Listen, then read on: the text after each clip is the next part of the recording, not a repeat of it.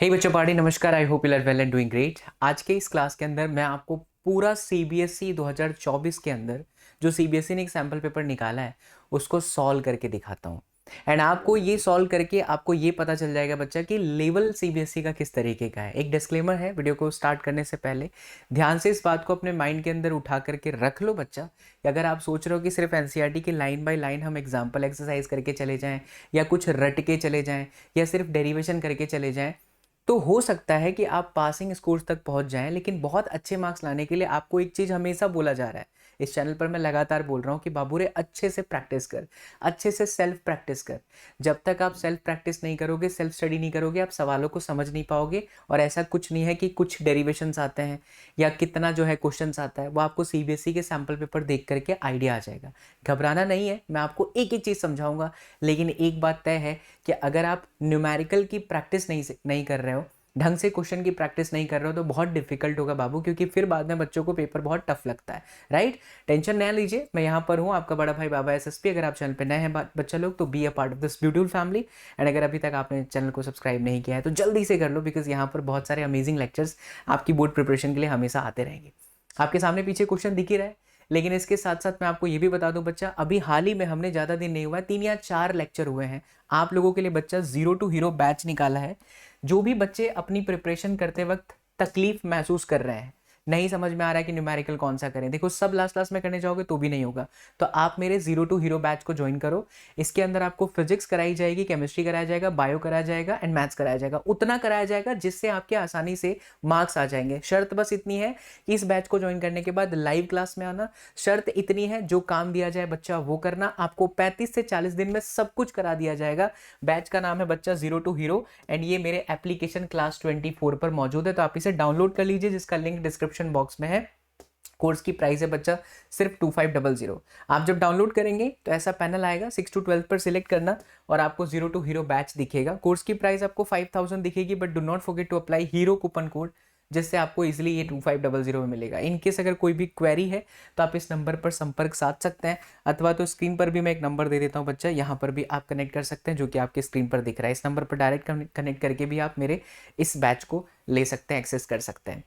आइए चलिए शुरू करते हैं। तो सबसे पहला जो सवाल है, which of the following is not the property of an equipotential surface. एक और डिस्क्लेमर दे देता हूँ, जिन बच्चों ने सिलेबस नहीं खत्म किया है जल्दी जल्दी सिलेबस खत्म कर लो बच्चा। चाणक्य 5.0 के अंदर अभी रे ऑप्टिक्स वे ऑप्टिक्स आएगा, 8 चैप्टर ऑलरेडी करा दिया है। दबंग बैच के अंदर वे ऑप्टिक्स तक करा दिया है, तो सब कुछ आपको चैनल पर भी मिल जाता है। इसलिए बोल रहा हूँ, be a part of this beautiful family. And in case अगर आप वीडियोस देख रहे हैं, आपको नहीं समझ में आ रहा, डाउट आ रहा है, तो बच्चा फिर आपको जीरो टू हीरो बैच जरूर ज्वाइन करनी चाहिए। ठीक है, आप जैसे स्टूडेंट्स की हेल्प करने के लिए हमने ये निकाला है। ऑल राइट, तो देखिए सबसे पहला जो सवाल है वो ये है कि इनमें से इक्विपोटेंशियल सरफेस की प्रॉपर्टी क्या नहीं है। तो वो बच्चा जो थ्योरी पढ़ा है वो जान जाएगा कि they do not cross each other. ये तो बिल्कुल सही है, लेकिन वो क्या बोलता है, not the following is not the property of an equipotential surface, ये तो है। राइट, फिर द वर्क डन, ये भी है करेक्ट, क्योंकि वर्क डन क्या होता है, जीरो हो जाता है। W is equal to q, v f minus में वी आई। हम जानते हैं कि इक्विपोटेंशियल सरफेस का पोटेंशियल सेम होगा, तो ये आपका जीरो हो गया, तो वर्क डन भी क्या होगा, जीरो होगा। लिखा भी है कैरिंग चार्ज इज जीरो, तो ये सही है, लेकिन ये गलत है आंसर, क्योंकि वो नॉट पूछ रहा है। For a uniform electric field they are concentric sphere, असलियत में ये जो है उसकी प्रॉपर्टी नहीं है, और यही आपका सही जवाब है। They can be a imaginary sphere, ये भी है उसकी प्रॉपर्टी। देखिए यूनिफॉर्म इलेक्ट्रिक फील्ड इस तरीके का होता है और इसकी इक्विपोटेंशियल सरफेस ऐसी होती है। बहुत सारे बच्चे कंफ्यूज होंगे कि सर एक चार्ज रहता है, आपके डेरिवेशन में हमने देखा है इस तरीके का रहता है, बट बच्चा वो यूनिफॉर्म इलेक्ट्रिक फील्ड नहीं है। ये देखिए इलेक्ट्रिक फील्ड लाइंस यूनिफॉर्म नहीं है, समय के साथ वो चेंज हो रही है।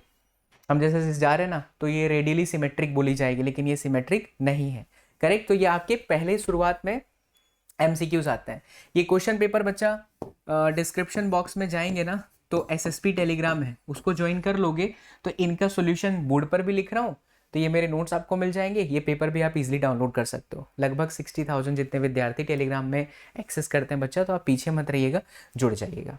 आइए चलिए दूसरे प्रश्न पर चलते हैं। An electric dipole placed in electric field of intensity. अब देखो जो बच्चा रटता है तो कैसे कर पाएगा, रट नहीं सकते ना इसको, ये तो फील ही कर सकते हो आप। इलेक्ट्रिक फील्ड दे रखा है E is equal to 2 into 10⁵, editor से गलती हुई है, इतना है इलेक्ट्रिक फील्ड। एंगल है 30 डिग्री। जब भी आपके सामने न्यूमेरिकल आए, आप हमेशा पहले वैल्यू लिख दीजिए, तो आपको आइडिया आ जाएगा। टॉर्क एक्सपीरियंस करता है 4 न्यूटन मीटर का। फिर the charge on the dipole, charge यानी कि क्यू आपका क्वेश्चन मार्क है, और लेंथ जो है इसका आपका 2 सेंटीमीटर है। अब देखो टॉर्क दे रखा है, तो टॉर्क का फॉर्मूला होता है पीई साइन थीटा, टॉर्क की वैल्यू 4, पी डाइपोल मोमेंट का फॉर्मूला क्यू इंटू 2 है, क्यू हमको चाहिए, लेंथ कितना दे रखा है 2 सेंटीमीटर यानी 2 इंटू 10⁻², इलेक्ट्रिक फील्ड देखो 2 इंटू 10⁵ है, एंड साइन थीटा, थीटा 30 है तो साइन 30 की वैल्यू 1/2, 2 से 2 मर गया, इसे आप कट कर दीजिए तो दो हो गया, टंग स्लिप हो बच्चा, माफ़ी चाहेंगे, एडिट नहीं करेंगे हम, ठीक है। तो ये 2 हुआ, ओके। एक सेकेंड हम लैपटॉप को सीधा कर लें, हाँ, तो अब मुझे स्क्रीन दिख रही प्रॉपर। तो ये हो जाएगा सॉल्व करने के बाद बच्चा, 5 में से 2 गया 3, 2 इंटू 10⁻³ ऊपर जाएगा तो इसलिए 2 इंटू 10⁻³ मतलब कि मिली कूलम। देखिए एमसीक्यू को रट नहीं सकते आप, करेक्ट बच्चा। तो जब भी आपके सामने न्यूमेरिकल आए, बहुत सारे बच्चे ही पूछते हैं भैया न्यूमेरिकल कैसे करें, न्यूमेरिकल कैसे करें। तो न्यूमेरिकल करने के लिए आपको सबसे पहले डेटा लिखना पड़ता है, ये ऐसी वैल्यू है, इतनी वैल्यू दी है, तो अब हम इसको कैसे सॉल्व करेंगे आपके सामने। चलिए आइए अगले प्रश्न पर चलते हैं। एक मेटालिक प्लेट है एक्सपोज टू व्हाइट लाइट, तो मेटालिक प्लेट है, व्हाइट लाइट की तरफ उसको रखा गया है, emits the electrons for which of the following colours of light the stopping potential will be maximum. Dabangg batch के अंदर पढ़ाया है बच्चा आज के 6 महीने पहले, आई होप आपने वो वीडियो लेक्चर्स देखे, नहीं देखे तो देखोगे तो सब क्वेश्चन आपसे बनेगा, राइट। तो ये होता है कि अगर हम प्लेट के ऊपर लाइट को स्ट्राइक करवाएं तो EV नॉट जो होता है बच्चा वो HF नॉट होता है, ये स्टॉपिंग पोटेंशियल है। तो यानी basically stopping potential is directly proportional to the frequency में, समझो।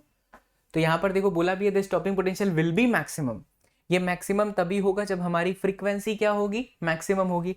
तो अब फ्रीक्वेंसी इनमें से मैक्सिमम किसकी है, तो आपको ये याद होगा इलेक्ट्रोमैग्नेटिक स्पेक्ट्रम से VIBG/YOR, रेड का वेवलेंथ सबसे ज्यादा होता है तो उसकी फ्रीक्वेंसी सबसे कम है, मतलब वायलेट की फ्रीक्वेंसी सबसे ज्यादा है तो उसी का स्टॉपिंग पोटेंशियल भी ज्यादा होगा, इसलिए जो आपका आंसर है वो वायलेट है, करेक्ट।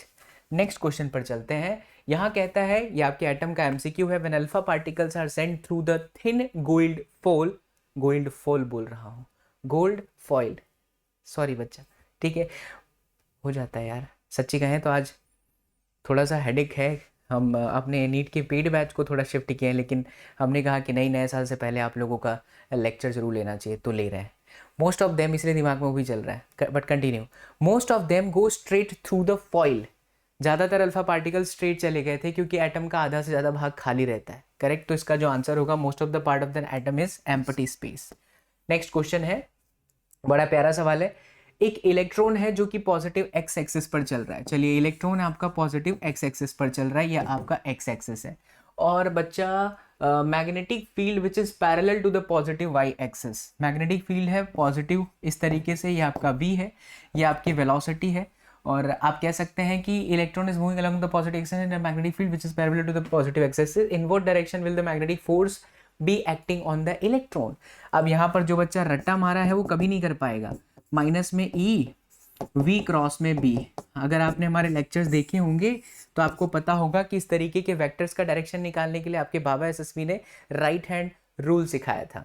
वेलोसिटी का डायरेक्शन कहाँ है, एक्स डायरेक्शन में, और B ढिचकियाँ, thumb, thumb is the direction of force, this is V cross B, thumb बाहर। बट अगर ये पॉजिटिव होता तो, क्योंकि ये नेगेटिव है इसलिए अंदर की तरफ जाएगा, ये हमारा पॉजिटिव एक्स डायरेक्शन था, ये हमारा पॉजिटिव वाई डायरेक्शन है, मेरा आंसर अंदर की तरफ जेड है, मतलब नेगेटिव जेड एक्सिस। तो आंसर क्या हो जाएगा बच्चा, नेगेटिव जेड एक्सिस। ऐसे ना समझ पड़ा तो ये आपका आई कैप, ये आपका जे कैप, आंसर के कैप, लेकिन माइनस के कैप। समझ में आई बात, आई क्रॉस जे क्या होता है, के कैप। तो देख लीजिए कहीं पर भी आपका CBSE का जो सैंपल पेपर है, ऑफिशियल वेबसाइट से निकाला गया जो सैंपल पेपर है, वहां कहीं पर भी ऐसा NCERT के लाइन बाय लाइन क्वेश्चन नहीं है, everything is application based.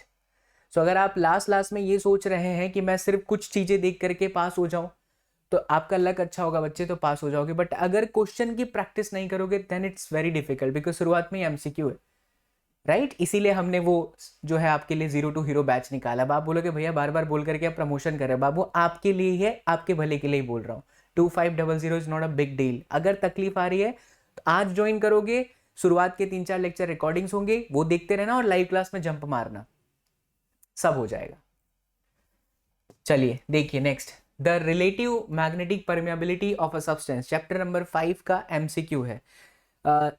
X is slightly less than unity, mu r आपका लेस देन 1 है बच्चा। अगर लेस देन 1 है मतलब कि ये नेगेटिव है, तो ये प्रॉपर्टी डायामैग्नेटिक की है। मैंने शॉर्टकट बताया था कि पैरामैग्नेटिक के लिए हमेशा पॉजिटिव होता है और डायामैग्नेटिक के लिए हमेशा नेगेटिव होता है। तो आपका एक्स जो हो गया वो आपका डायामैग्नेटिक है, बट वाई में आप देखिए स्लाइटली मोर देन यूनिटी, एक से थोड़ा बड़ा है, तो वो पैरामैग्नेटिक है। कंफ्यूज मत होना, स्लाइटली बोला है इसीलिए ऐसा आंसर है। अगर बोलता ग्रेटर देन 1 तो आपका वो फेरामैग्नेटिक हो जाता, बिकॉज फेरा में भी पॉजिटिव होता है। तो फेरामैग्नेटिक आंसर कब आएगा? When it is greater than 1। अगर थोड़ा सा ही एक से बड़ा है तो वो पैरामैग्नेटिक है। नेक्स्ट पर चलते हैं। एमीटर ऑफ रेजिस्टेंस इतना, मतलब कि एमीटर का रेजिस्टेंस G दे दिया हमें।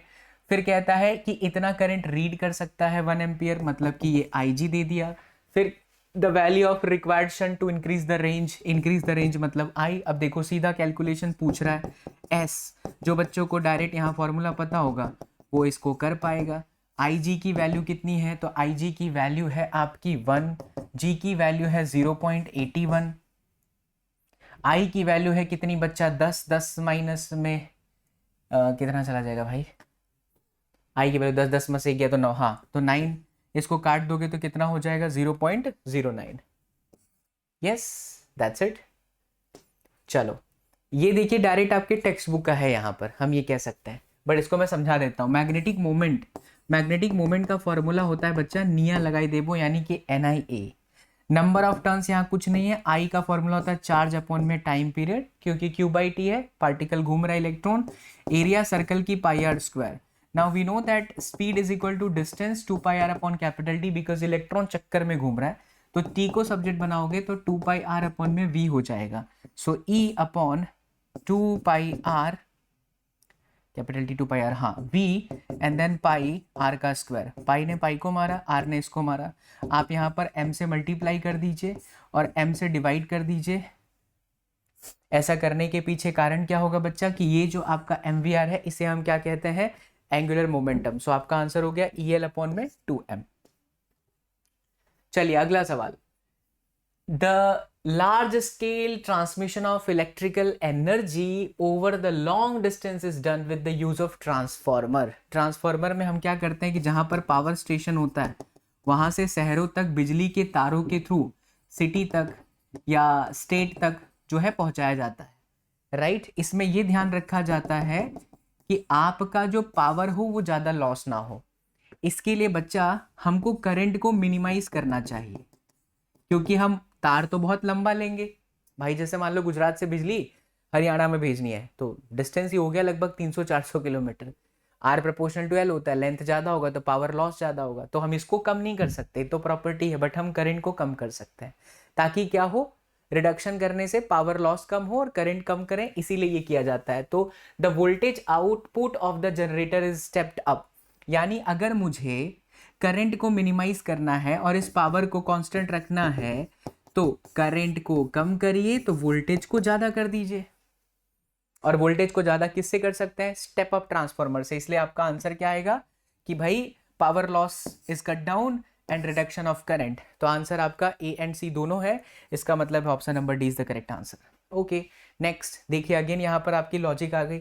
इलेक्ट्रोमैग्नेटिक वेव की ये प्रॉपर्टी है E क्रॉस B, ऐसे E क्रॉस B, ना कि B cross E, E cross B। तो ये आपके टेक्स्ट बुक से बाहर की तरफ आ रहा है। हमेशा इलेक्ट्रोमैग्नेटिक वेव का डायरेक्शन जो होता है वो हमेशा इसी तरीके से लेते हैं बच्चा, it is E cross B।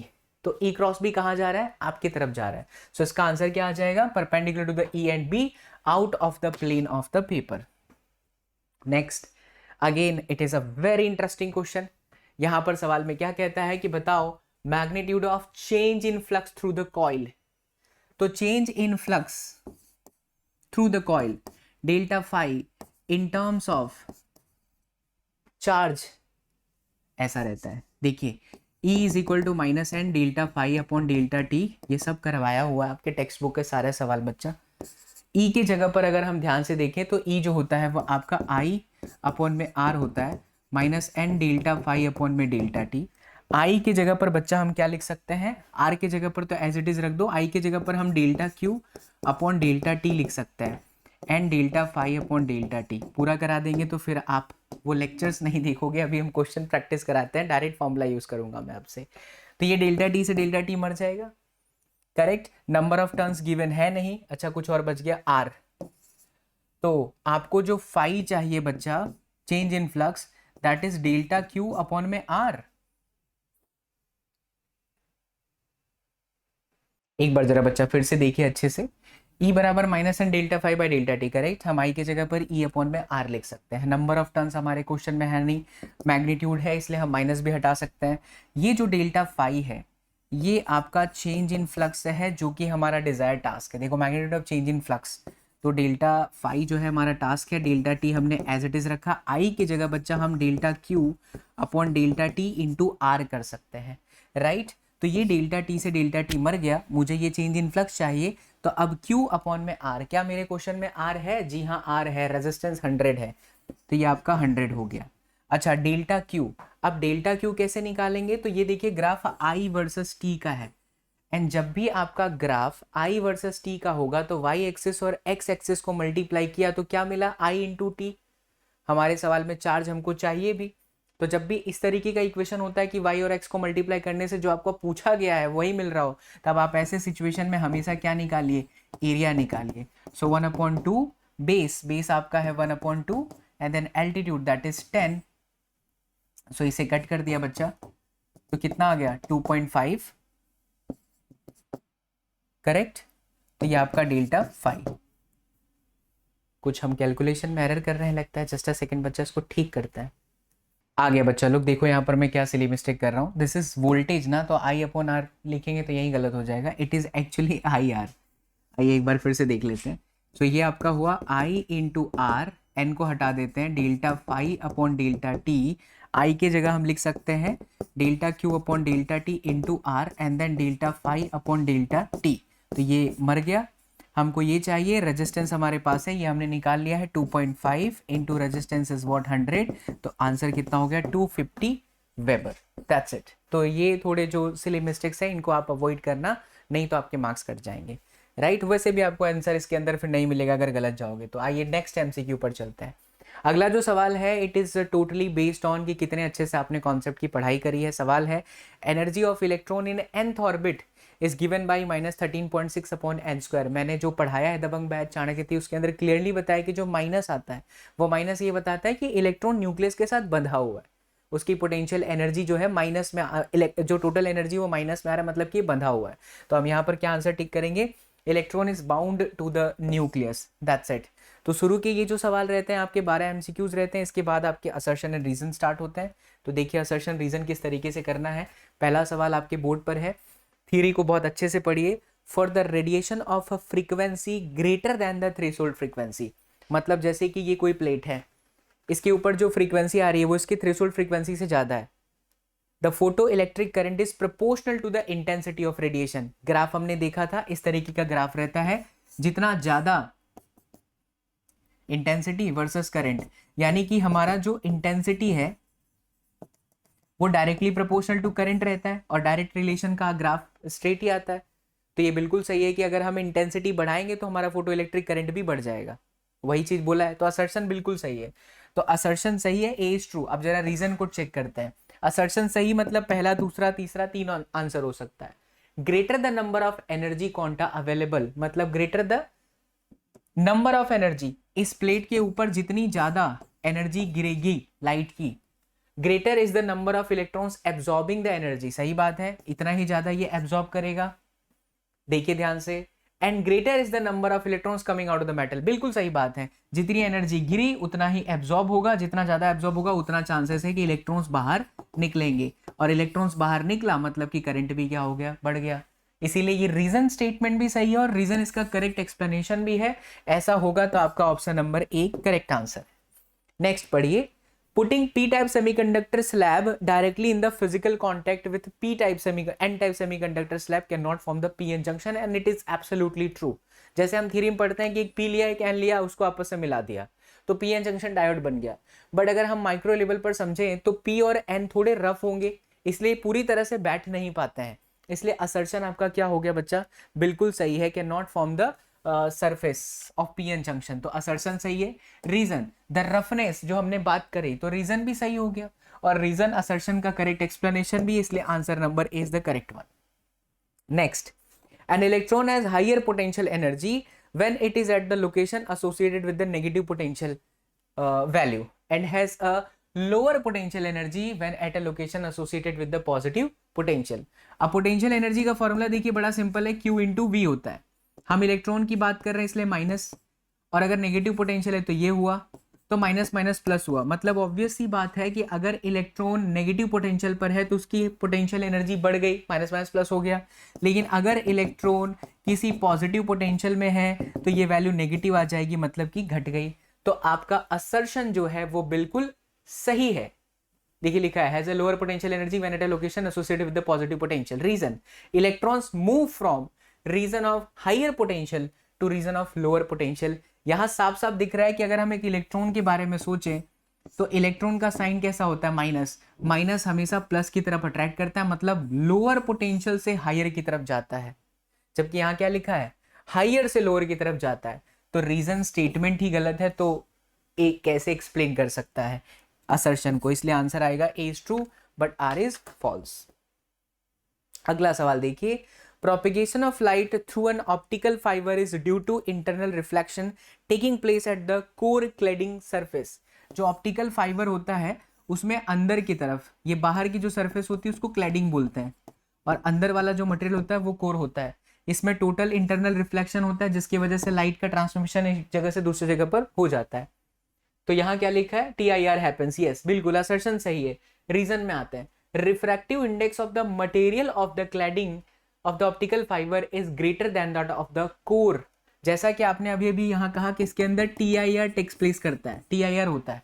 तो TIR की शर्त क्या थी कि जिस मीडियम में हमारा लाइट है वो हमेशा ज्यादा रिफ्रैक्टिव इंडेक्स वाला होना चाहिए, मतलब कोर ज्यादा होना चाहिए, ना कि क्लेडिंग। तो आपका रीजन गलत हो गया कि नहीं? यस, तो आपका करेक्ट आंसर क्या होगा, A is true but R is false. Correct बच्चा। चलिए आइए नेक्स्ट चलते हैं। अब आता है आपका सेक्शन बी। यहां मैं एक चीज आपको क्लियरली बता देता हूं बच्चा, जहां पर भी डेरिवेशन होगा तो हम डेरिवेशन से रिलेटेड एक अलग से ऑलरेडी चैनल पर बनाए हैं वीडियो, जिसको लगभग 6 से 7 लाख बच्चे देखे हैं।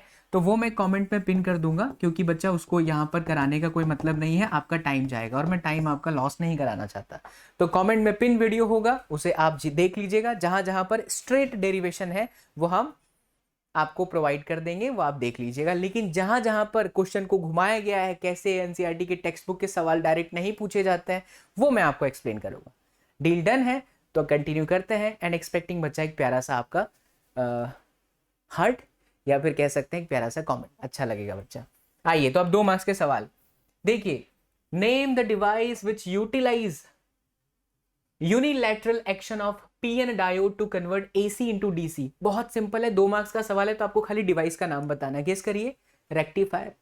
दूसरा, draw the circuit diagram of the full wave rectifier. मैं इसके लिए कहूंगा बच्चा कि आप दबंग बैच या फिर मेरा जो डेरिवेशन वाला वीडियो है, नहीं डेरिवेशन तो है नहीं, दबंग बैच का प्लेलिस्ट जरूर देख लेना। खैर नहीं बनाऊंगा तो आप मेरे को डांटोगे, लो भाई बना देता हूँ।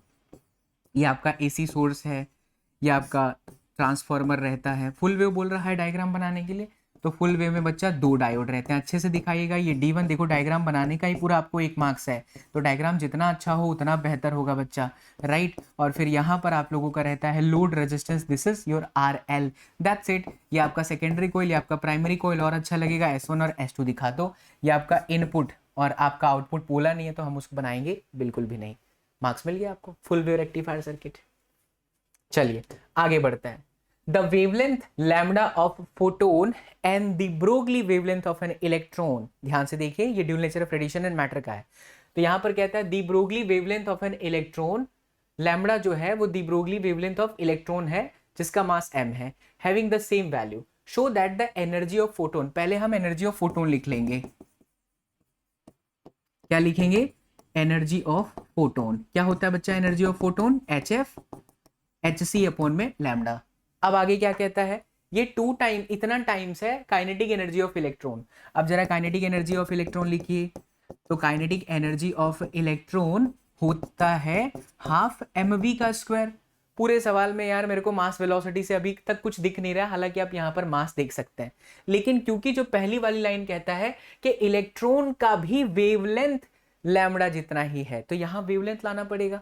वेवलेंथ लाने के लिए हम क्या कहेंगे कि हमने m से मल्टीप्लाई किया और m से डिवाइड किया, क्योंकि मास इंटू वेलोसिटी क्या होता है बच्चों, मोमेंटम। अच्छा, मास इंटू वेलोसिटी अगर बच्चा पार्टी मोमेंटम होता है तो m इंटू वी को हम कहेंगे p स्क्वायर अपॉन में 2m। अब देखिए सरल हो गया कि नहीं, क्योंकि de Broglie wavelength h upon p होता है, इसलिए p बराबर h upon lambda. So p square मतलब कि h square upon 2m and then lambda square. हम दोनों का रेशियो ले लेते हैं, तो energy of photon EP upon energy of electron is equal to क्या है यहाँ पर, hc अपॉन में लैम्बडा इनटू इसका सबसे नीचे वाला ऊपर आ जाएगा 2m लैम्बडा स्क्वायर अपॉन में बच्चा h का स्क्वायर। तो h ने स्क्वायर को मार दिया, वेवलेंथ ने इसको मार दिया, तो ये हो गया ना 2mc लैम्बडा अपॉन में h। यही बोला था, हो गया प्रूफ, 2 मार्क्स आपको मिल गए। बट आप देखिए ये आपके टेक्स्ट बुक में नहीं है। मैं आपसे हाथ जोड़ करके ही रिक्वेस्ट कर रहा हूँ बच्चा कि अगर आप सिर्फ वन शॉट वीडियोस देख रहे हैं और आपको लग रहा है कि हो जाएगा, बहुत चांसेस है, 60-40 चांसेस है कि ठीक है आ गया स्ट्रेट फॉरवर्ड क्वेश्चन, आप लिख के आगे देखो, फेल तो कोई नहीं होगा। अगर आप लेक्चर्स देख रहे हो, नोट्स बना रहे हो, प्रैक्टिस कर रहे हो ना, लेक्चर देख के आप प्रैक्टिस करो तो बेटा कोई फेल नहीं होगा कोई भी बोर्ड एग्जाम में। लेकिन कुछ नहीं कर रहे हो, सिर्फ देख रहे हो तो नहीं चलेगा, प्रैक्टिस करते रहना।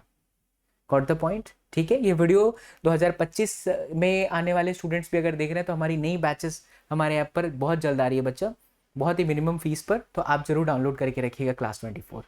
आइए चलिए आगे बढ़ते हैं। नेक्स्ट क्वेश्चन है अ रे ऑफ, अब देखिए ये भी टेक्स्ट बुक में नहीं है, बट जिसने ढंग से डेरिवेशन किया है, जिसने ढंग से समझा है वो कर सकता है। सवाल देखिए, कहता है monochromatic light passes through an equilateral glass prism. अब इक्विलेटरल ग्लास प्रिज्म मतलब सीधा सीधा प्रिज्म एंगल 60 डिग्री दे दिया, सवाल पढ़ा, डेटा लिख दिया मैंने 60 degree. Such a way that the angle of incidence is equal to the angle of emergence, साफ साफ दिख रहा है I बराबर E है। फिर कहता है कि भैया the angle of emergence and each of these angle is 3/4 times of the angle of prism, मतलब A। तो भाई मेरे को तो बच्चा ये I बराबर 3/4 A दिख गया और यहाँ पर 60 डिग्री भी दिख रहा है। अब आगे आपको क्या बोलता है, determine the angle of deviation and the refractive index of the glass prism. The angle of deviation formula था A plus delta is equal to I plus E। तो डेल्टा बराबर ये दोनों सेम है, सो 2I माइनस A। 2I हमारा कितना है 3/4 A minus में A, तो बच्चों कितना हो गया 3, यानी कि A/2, A 60 है, मतलब डेल्टा हमारा 30 डिग्री हो गया। आई का आंसर। दूसरे में बोलता है refractive index of the prism. देखिए refractive index of the prism direct यहाँ पर फॉर्मूला है, क्या होता है sine A plus delta m/2 upon sine A/2। बहुत सारे बच्चों को प्रॉब्लम होती है कैलकुलेशन में, देखिए एक एक चीज आपको बता रहा है। तो साइन A कितना है बच्चा, A आपका 30, डेल्टा m कितना है बच्चा, नहीं डेल्टा m आपका 30 और A कितना है 60, 60 30 90/2 यानी 45, और ये आपका A आपका कितना था 60, साइन 30, चलिए साइन 45 1/√2 और ये बच्चा हो गया 2/1, इसको हम √2 लिख सकते हैं, तो हमारा आंसर कितना हो गया √2। That's it. तो इस तरीके के सवाल जो है आपके सामने है, सीबीएसई ने पूछा हुआ है। आइए आगे बढ़ते हैं। 20वां सवाल, अ हीटिंग एलिमेंट यूजिंग नाइक्रोम। ये एनसीईआरटी का मैं कह सकता हूँ एग्जाम्पल है। एनसीईआरटी करंट इलेक्ट्रिसिटी में जब आप टेम्परेचर रेजिस्टेंस का रिलेशन देखते हैं तो वहां 2 से 3 सवाल है, उसी में से एक है, थोड़ा डेटा इधर उधर हो सकता है या मे भी शायद मैं गलत हूं, तो डेटा भी एकदम एग्जैक्ट वही दिया है एनसीईआरटी के सैंपल पेपर में। Connected to 230 voltage supply draws an initial current of 3.2। तो देखो वोल्टेज जो है बच्चा वो कितना है 230 वोल्टेज और इनिशियल करंट है मतलब आई नोट कह दो कितना 2.8 एम्पियर। फिर कहता है कि what is the steady temperature of the heating element if the room temperature is 27 degree Celsius. गलत पढ़ा मैंने, पहले 3.2 है, इनिशियली आपका 3.2 एम्पियर है, बाद में क्या होता है with settles after a few second to a steady value, मतलब 3.2 था, बाद में फिर वो थोड़ा सा डिप गया और सेट हो गया 2 पॉइंट कितने पर 8 पर, तो आपका ये हो गया 2.8 एम्पियर, ये फाइनल करंट है। उसके बाद कहता है कि रूम टेम्परेचर इनिशियली मेरा जो है 27 डिग्री सेल्सियस है, तो बताइए what is the steady temperature, मतलब फाइनल टेम्परेचर कितना हुआ इस करंट के लिए, इस करंट के लिए। और क्या दे रखा है, अल्फा भी दे रखा है। अल्फा कोएफिशिएंट ऑफ टेम्परेचर होता है 1.70 इंटू 10 पावर माइनस में 4 degree celsius inverse. So how to deal with this? देखो डेटा आपने लिखा, दिमाग में चलना चाहिए फॉर्मूला। यार वी और आई से हम आर निकाल सकते हैं। सो हमारा इक्वेशन क्या होता है, r is equal to r not 1 plus alpha t minus में टी नॉट, यही होता है ना। आर की जगह हम क्या लिख सकते हैं, वी बाई आई। अब बच्चे यहाँ पर कंफ्यूज होते हैं कि यार सर कैलकुलेट कैसे करें कैसे करें, थोड़ा सा बुद्धि का प्रयोग करें। सीबीएसई आपको क्या करती है, बहुत ज्यादा कैलकुलेशन नहीं करवाती है, वो स्ट्रेट कटा हुआ वैल्यू देती है, मतलब वैल्यू कट जाए वो देती है। देखिए मैंने ऐसे लिख दिया। अब जो बच्चे शुरू में यहाँ पर आर बराबर वी अपॉन आई लिखेंगे, फिर आर नॉट वी अपॉन में आई नॉट लिखेंगे, तो वो यहाँ पर पहले कैलकुलेट करेंगे फिर यहाँ कैलकुलेट करेंगे, तो इसको थोड़ा बचिएगा। तो जब आप देख रहे हैं कि वेरिएबल में वी बार बार आने वाला है तो ऐसे रख दो तो कट ही गया। 1 प्लस तो ये आपको नहीं करना है, डायरेक्ट यहाँ रखना है। 1 प्लस क्या हो गया, अल्फा। चलिए alpha alpha okay 1.7 10 power minus में 4, इसको मैं डेल्टा टी कह दूं या फिर चलो टी माइनस में, टी हमें चाहिए और ये आपका 27 है। बहुत सारे बच्चे कंफ्यूज होते हैं कि भैया 27 को केल्विन में बदले, जरूरत नहीं है क्योंकि टी माइनस टी नॉट है। अगर तुम इसको बदलोगे तो इसमें भी 273 आएगा और माइनस माइनस कट चुका है। बात समझे अच्छे से? गुड। सॉल्व करते हैं। तो इससे कट गया बच्चा। आई नॉट की वैल्यू देखिए 3.2 है, तो ये आपका हुआ 3.2, ये आपका हुआ 2.8। आई की वैल्यू, आई आपकी कितनी 2.8, यस। फिर -1 कर दूं क्योंकि ये वाला 1 इधर आ जाएगा, is equal to 1.7 into 10 power -4 and then t minus में 27, करेक्ट ना। चलिए तो अब देखिए ये पॉइंट से पॉइंट भी कट जाएगा, ये कितना हुआ 4 से कट रहा है, 4 8 32, 4 7 28, तो 8 में से 7 गया तो 1/7, तो ये आपका हो गया 1/7 इंटू 1.7 इंटू 10 पावर माइनस में 4 इज इक्वल टू बच्चा टी माइनस में 27। थोड़ा सा यहाँ कैलकुलेशन अब आएगा, तो ये आपका बन जाता है 17 7 119 होता है, तो 11.9 into 10 to the power -4 is equal to t minus 27।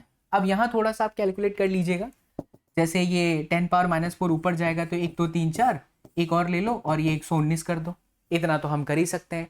119 से 8 जा सकता है, 119 गुणे 8 लगभग 800 के आसपास आएगा, तो ये कटेगा, है ना। तो आप जब इसको सॉल्व करोगे बच्चा, तब क्योंकि मैंने ऑलरेडी बहुत बार ये करा दिया हूँ, हमारे पेड बैचेस में, ईयर लॉन्ग बैचेस में ये कंप्लीट हुआ है पहले, तो ये मुझे डेटा याद है। लगभग ये 840 आएगा, अगर मैं गलत होऊंगा तो मुझे माफ़ कर दीजिएगा। 840 और 27 जोड़ दीजिए, तो 840 प्लस में 27 मतलब कि 867 डिग्री सेल्सियस आपका फाइनल टेम्परेचर होगा, जहां पर ये करंट सेटल हो चुकी है। ठीक है, तो ये रहा 20वां सवाल। आइए चलिए 21वें पर चलते हैं। नेक्स्ट क्वेश्चन है, show that the least possible distance, a very interesting question, again it is not in your NCERT. इसका मतलब ये कैसे पूछ लिया सीबीएसई ने, आप एग्जाम में नहीं कह पाओगे सीबीएसई को, क्योंकि सीबीएसई डे 1 से कह रही है एप्लीकेशन बेस्ड पेपर निकालती हूं मैं, तुम्हें उसी तरीके से प्रिपरेशन करना है। रट्टा मारोगे तो प्रॉब्लम आएगा। एंड फिजिक्स को फील करने के लिए इतनी मेहनत इस चैनल पे कराई जा रही है बच्चा, तो आप लेक्चर्स को देखो एंड प्रिपरेशन ढंग से करो।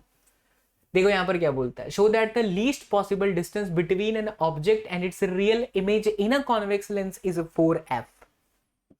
तो हमने एक कॉन्वेक्स लेंस बनाया, ये आपका होता है f, ये आपका होता है 2f। 2 मार्क्स का सवाल है, डायग्राम नहीं भी बनाओगे तो भी चलेगा। ये आपका हो गया कितना 2f, ठीक है। चलिए अब मुझे नहीं पता, मैंने ऑब्जेक्ट यहाँ 2f पर ही माना है। देखो कॉमन सेंस है, ऑब्जेक्ट 2f पर मानोगे तो आपका इमेज 2f पर ही आएगा, डिस्टेंस उनके बीच में 4f है, बट हमें इसको प्रूफ करना है, तो हम एक काम करते हैं, इसको d मान लेते हैं। क्या मान लेते हैं? d मान लेते हैं। ये हमारी इमेज हो गई v, और ये हमारे लिए बच्चा u को हम x माने, क्या आसान रहेगा। तो अगर ये x है तो d आपका क्या हो जाएगा, सॉरी v क्या हो जाएगा, v हो जाएगा हमारे लिए d माइनस में x। ये आपका हो गया d माइनस x। देखो पहले से पता है, प्रैक्टिकल है यार, ये तो 2f पे रखोगे तो इमेज 2f पर बनेगा, बट हमने समझदारी दिखाई कि हमने ऑब्जेक्ट को x पर माना, तो ये हो जाएगा d माइनस x, क्योंकि दोनों के बीच का डिस्टेंस कितना मैं मान रहा हूँ d। अब यही d हमको 4f लाना है। चलिए अब कैसे करेंगे, क्योंकि लेंस है, कुछ नहीं, कोई दिक्कत वाली बात नहीं है। लेंस का फॉर्मूला लगाइए 1/f 1/b minus 1/u। Okay sir, अरे भैया कहाँ चले गए तुम, हाँ। सो 1/f, कॉन्वेक्स लेंस के लिए फोकल लेंथ पॉजिटिव होती है, जी सर। आपका v कितना होता है बच्चा, v देखो d माइनस एक्स है, पॉजिटिव लेंगे क्योंकि ये राइट साइड है और in the direction of incoming rays है तो पॉजिटिव, तो ये वाला पॉजिटिव और इधर जाएंगे तो नेगेटिव, फिर माइनस और ये आपका माइनस एक्स होगा तो ये आपका प्लस हो गया, करेक्ट ना। ठीक है, चलिए अब इसको सॉल्व करते हैं। तो ये हुआ d minus x into x, LCM ले लो, x प्लस d माइनस में x, राइट। तो ये x से x कट गया, so 1 upon f is equal to d upon d x minus x का स्क्वायर, क्रॉस मल्टीप्लीकेशन कर लीजिए, सो डी एक्स माइनस में x square is equal to बच्चा एफ डी, करेक्ट। थोड़ा सा इस तरफ सेट कर दो, क्वाड्रेटिक इक्वेशन बना दो, तो x square minus d x and then plus f d equals to 0। अब यहाँ बायो वाले बच्चे थोड़े से फंसेंगे, मैथ्स वाले दिमाग लगा लेंगे कि यार ये तो a x square plus b x plus c जैसा दिख रहा है, तो हम इसको सॉल्व करने के लिए डिस्क्रिमिनेंट मेथड लाते थे, बी स्क्वायर माइनस 4ac करते थे, यही करते थे ना, यही किया हमने भी। तो बी स्क्वायर माइनस 4ac किया, तो देखो एक्स को छोड़ दो तो वो तुम्हारी बी की वैल्यू है, किसकी वैल्यू है, बी की वैल्यू है, तो बी आपका माइनस डी का स्क्वायर है मतलब डी स्क्वायर, फिर माइनस 4 ए एक्स स्क्वायर के साथ कुछ नहीं है तो इतना, और सी की जो वैल्यू है वो पूरी तरह से बच्चा एफ डी है, f into d, f into d, okay. तो ये हुआ बच्चा d square minus 4f and then d. अब देखिए यहीं से आपका आंसर छुपा हुआ दिख रहा है, यहीं से आपका आंसर छुपा हुआ दिख रहा है, क्योंकि जो x की वैल्यू है यहां से इस इक्वेशन से वो दो पॉसिबिलिटीज पर आ सकती है, x is equal to minus b plus minus under root delta upon में 2a। तो यहां से हम कह सकते हैं कि अगर मुझे x को पॉजिटिव रखना है तो मेरा डेल्टा पॉजिटिव होना चाहिए, क्योंकि b ऑलरेडी आपका माइनस है, माइनस में d, समझ रहे हो। x को मुझे पॉजिटिव रखना है, डिस्टेंस है ना ये, पॉजिटिव रखना है, तो हमें डेल्टा जो अंडर रूट डी है that must be greater than 0, और ग्रेटर देन 0 होने का मतलब है क्या, तो ये जो D square minus 4fd greater than 0 होना चाहिए। ऐसा अगर होगा तो D square greater than 4fd हुआ, डी से ये कटा, सो डी ग्रेटर देन आपका क्या हो गया 4f। लेस और इक्वल भी कर सकते हैं, लेस और इक्वल भी कर सकते हैं, मतलब या तो इससे बड़ा हो या एटलीस्ट इसके बराबर हो। तो हम ऐसी चीज को क्या बोलते हैं, ग्रेटर और इक्वल को क्या बोलते हैं, या तो इससे बड़ा हो या इससे इक्वल हो। इसका मतलब क्या है, लीस्ट वैल्यू, एटलीस्ट वैल्यू इतनी होनी चाहिए, यही तो प्रूफ करने को बोला है, show that the least possible distance, तो लीस्ट कम से कम, इससे कम नहीं, इससे ज्यादा हो तो चलेगा, इसलिए इक्वल ग्रेटर देन हो गया प्रूफ, दैट्स इट। चलो आगे बढ़ते हैं। एंड बाय द वे ये नीट एंड जेई के एस्पिरेंट्स को बहुत अच्छे से पता होगा, तो नीट और जेई की तैयारी करने वाले विद्यार्थी भी हमसे पढ़ सकते हैं, अपकमिंग बैचेस बच्चा बहुत जल्द हमारे एप्लीकेशन क्लास 24 पर आने वाला है। चलिए अगला सवाल, ये बहुत इंटरेस्टिंग क्वेश्चन है, बहुत ध्यान से देखिएगा। ये और वाला क्वेश्चन लिया गया है, in an astronomical telescope in normal adjustment a straight black line of length capital L is drawn on the objective lens. तो ऑब्जेक्टिव लेंस इसमें बड़ा होता है एस्ट्रोनॉमिकल टेलीस्कोप में, और ये जो होता है आई पीस वो छोटा होता है, इनके बीच यही होती है आपकी ट्यूब लेंथ जिसे कहा जाता है, right. The eyepiece forms a real image of this line whose length is L।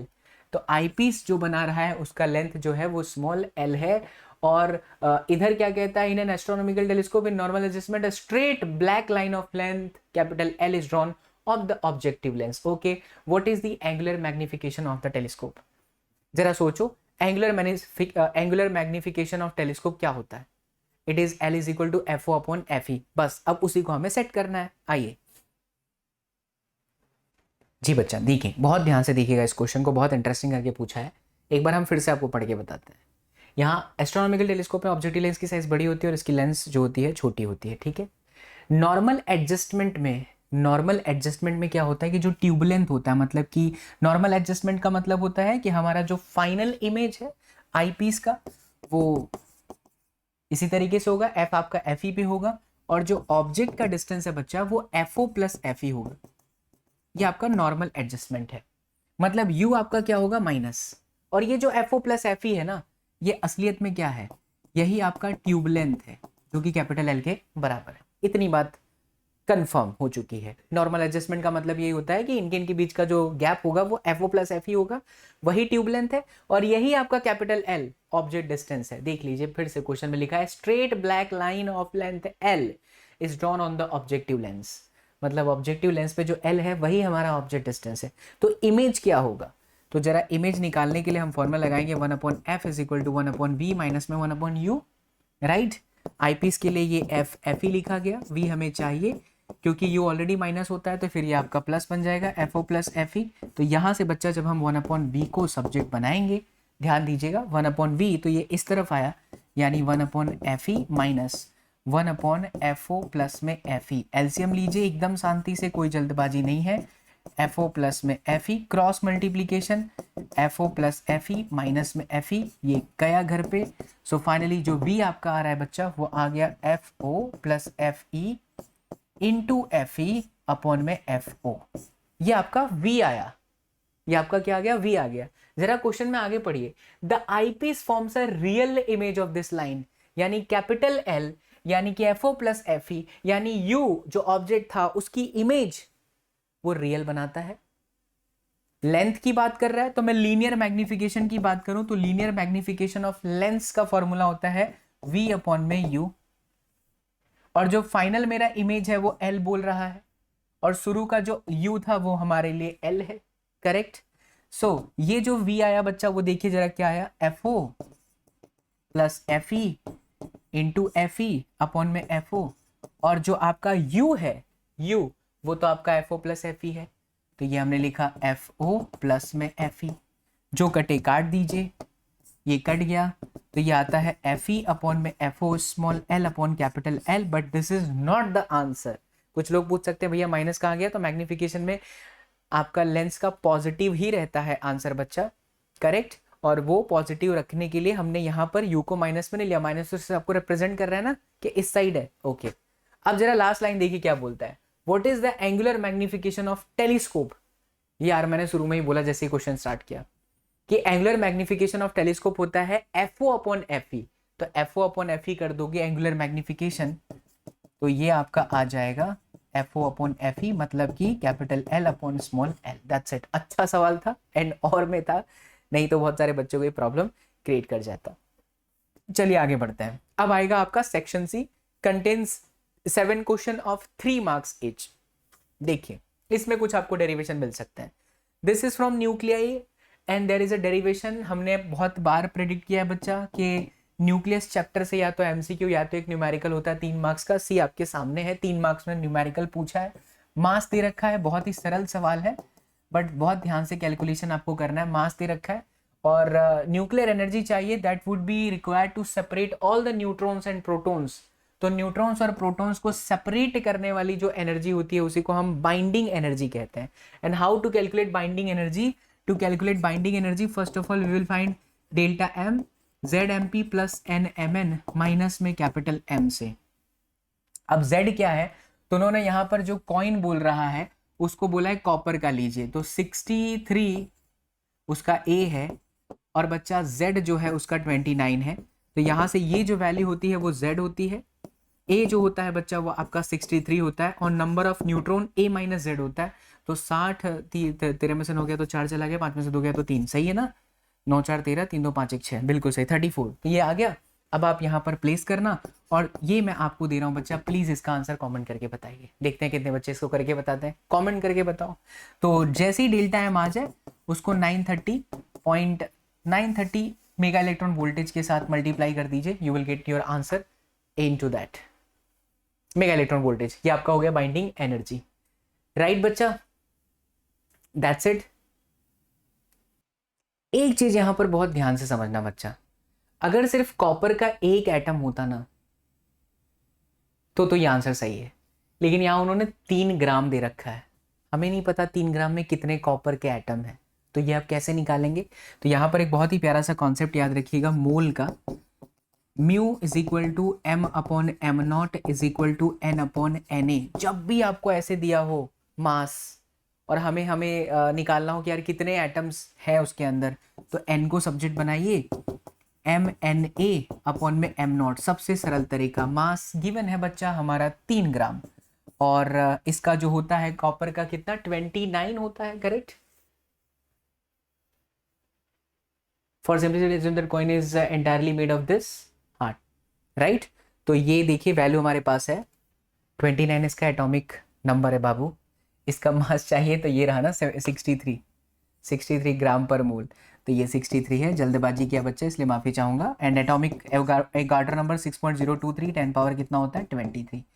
तो एक साथ कैलकुलेट करिए अपना समय बचाने के लिए। आप पहले n जो है इतना रखना जो भी आए, और ये जो वैल्यू निकल जाए ना उसको सीधा इसके साथ मल्टीप्लाई करना, बिकॉज ये किसके लिए है, सिर्फ एक कॉपर का एटम के लिए। लेकिन ये कितने हैं, 3 ग्राम में इतने लोग हैं, तो अगर एक की सेपरेट करने की एनर्जी इतनी है तो इतने लोगों की सेपरेट एनर्जी कितनी हो जाएगी, तो हम लास्ट में मल्टीप्लाई कर देंगे।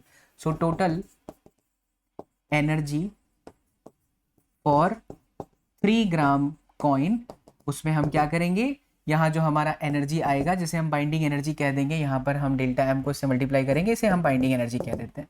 तो जो आपका ईवी आया बच्चों उसको कैपिटल एन से मल्टीप्लाई कर दीजिए, दैट्स इट। आइए आगे बढ़ते हैं। नेक्स्ट है बच्चा, ऐसे सवालों की प्रैक्टिस बहुत अच्छे से कीजिएगा। सेकेंड चैप्टर का बहुत इंटरेस्टिंग सवाल है, 3 मार्क्स में। Charge positive Q and negative Q are placed at point A and B। तो यहाँ एक पॉजिटिव चार्ज है, यहाँ एक नेगेटिव चार्ज है, ध्यान से देखना। फिर कहता है which are at a distance 2L apart, इनके बीच का जो डिस्टेंस है वो 2L है। C is the mid point, ये मिड पॉइंट है, मतलब ये डिस्टेंस आपका L हो गया और ये डिस्टेंस भी आपका कितना हो गया, L हो गया। What is the work done in moving a charge positive Q along the semicircle CRD?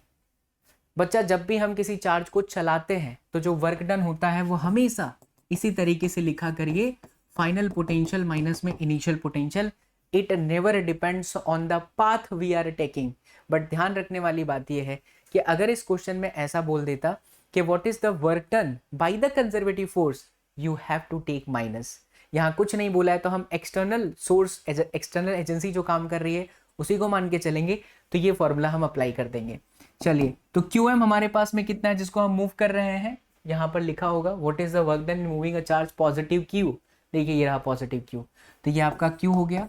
Then final potential, finally हम यहाँ पहुंच जाएंगे किस पर, D पॉइंट पर। तो D पॉइंट पर एक तो ये माइनस चार्ज अपना पोटेंशियल देगा, एक तो ये देगा। तो D पॉइंट पर माइनस Q की वजह से जो पोटेंशियल आएगा वो ये डिस्टेंस कितना होगा बच्चा, देखिए ये L है तो ये भी आपका L रहेगा, सेमी सर्कल है ना, तो इतना हो गया, प्लस इसकी वजह से टोटल डिस्टेंस कितना होगा, ये L और 2L 3L। Now this is your final potential. फिर से देखिए, पोटेंशियल निकालने के लिए शर्त होती है कि हमें सिस्टम में नंबर ऑफ चार्ज देखना होता है। हमारे पास नंबर ऑफ चार्ज कितने हैं, एक माइनस चार्ज है और एक प्लस चार्ज है। माइनस चार्ज ने L डिस्टेंस पर दिया, ये रहा, प्लस चार्ज ने L डिस्टेंस पर 3L डिस्टेंस पर दिया, ये रहा। अब हम कर देंगे माइनस में इनिशियल पोटेंशियल, मतलब यहाँ पे, तो इसकी वजह से था बच्चा KQ अपॉन में L, एंड देन इसकी वजह से है बाबू माइनस KQ अपॉन L। तो इनिशियल तो हमारा 0 ही है, तो कुल मिलाकर के यही तुम्हारे लिए आंसर हो गया। इसको सॉल्व कर लो, कैपिटल Q माइनस में KQ अपॉन में L प्लस में KQ अपॉन में 3L। कॉमन देख लीजिए क्या है कॉमन, KQ अपॉन में L, और ऑलरेडी कैपिटल Q है ही, तो यहाँ बच जाता है 1/3 माइनस 1, 3 एकम 3 हो गया, 1 माइनस 3 माइनस 2, तो -2/3 K small q capital Q upon में L, दैट्स इट। चल बच्चा आगे बढ़ते हैं, आइए अगले क्वेश्चन पर चलते हैं। अगला सवाल है the total energy of an electron. अगर आप चैनल पर हो बच्चा और हमारे चैनल के शॉर्ट्स नहीं देख रहे हो तो आपको देखना चाहिए। यहाँ पर शॉर्ट्स वो हंसाने वसाने वाले नहीं डालते हैं, हम बहुत ही लॉजिकल और ट्रिकी क्वेश्चन को कैसे सॉल्व करते हैं वो बताते हैं। इस क्वेश्चन को सॉल्व करने का एक सिंपल तरीका बताता हूँ।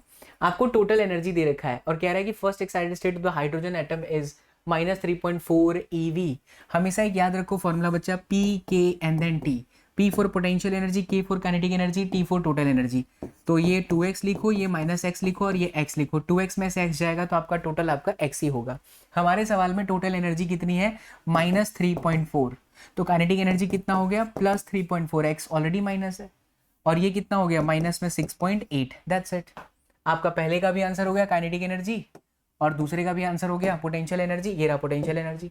और तीसरा बहुत इंटरेस्टिंग सवाल है, वो चीज ध्यान से समझिएगा, विच of the answer above would change if the choice of zero of potential energy is changed, position पर कौन डिपेंड करता है?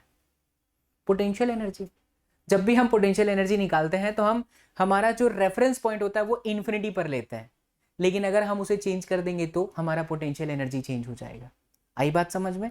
इसलिए पोटेंशियल एनर्जी चेंज होगा, लेकिन पोटेंशियल एनर्जी के चेंज होने से काइनेटिक को कोई फर्क नहीं पड़ता, क्योंकि kinetic energy half m v square होता है, it never depends on the position.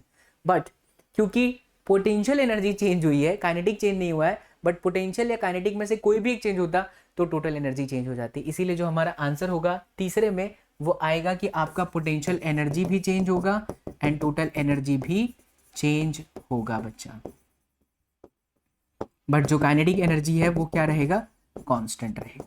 ठीक है, आइए आगे बढ़ते हैं। ये सवाल देखिए, बहुत इंटरेस्टिंग सवाल है।